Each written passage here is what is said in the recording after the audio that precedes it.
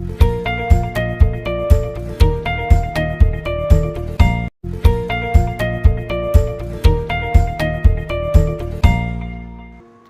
The lord. యేసుక్రీస్తు దివ్యనామంలో ఉదయకాల సమయంలో వాక్యం వీక్షించుచున్న మీ అందరికీ నా హృదయపూర్వక వందనాలు తెలియజేస్తున్నాను. సంవత్సరాలుగా, మాసాలుగా, దినాలుగా ప్రార్థన చేస్తున్నాను.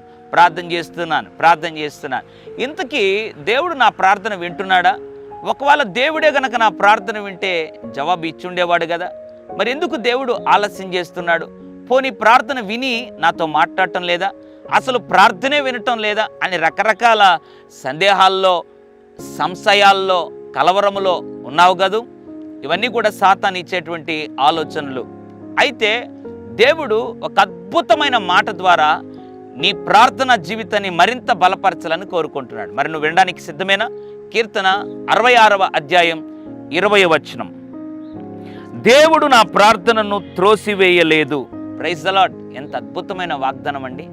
భక్తుడు అంటున్నాడు, దేవుడు నా ప్రార్థనను త్రోసివేయలేదు.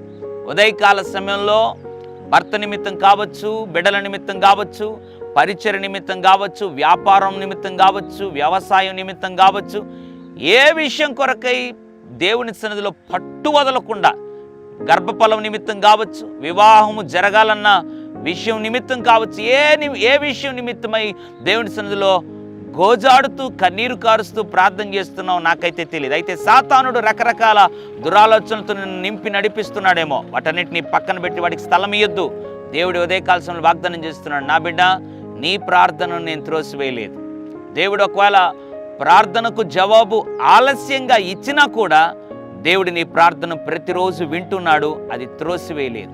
కాబట్టి ఉదయకాల సమయంలో ఇంకా ప్రార్థనలో బలపడి దేవుడు ఖచ్చితంగా జవాబిస్తాడు, దేవుడు ఖచ్చితంగా కార్యము జరిగిస్తాడు. నా ప్రార్థన నా దేవుడు త్రోసివేయుడు అన్న విశ్వాసాన్ని నీలో బలపరుచుకొని నీ జీవితంలో ఇంకా ప్రార్థనలో ఇంకా నువ్వు బలపడి సాగిపోవుటకు నా దేవుడు కృపనుగ్రహించునుగాక. పరిశుద్ధుడా, ప్రేమగల తండ్రి, నీకు వందనాలు. నా దేవుడు నా ప్రార్థన త్రోసివేయలేదు.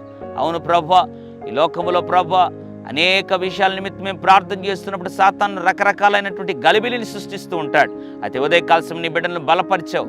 నా దేవుడు నా ప్రార్థనను త్రోసివేయలేదన్న వాగ్దానాన్ని బట్టి బలపరిచావు. నిజమే ప్రభువా, ప్రార్థనను త్రోసివేయని దేవుడు అయిన నీవు మాకుంటుండగా నిరంతరం ప్రార్థనలో ఉండే భాగ్యముతో నాయన మమ్మల్ని నింపి నడిపించమని యేసు నామములో నాయన ప్రార్థిస్తూ నీ కృపాహస్తాలకు నీ బిడ్డలను అప్పగిస్తున్నాను తండ్రి.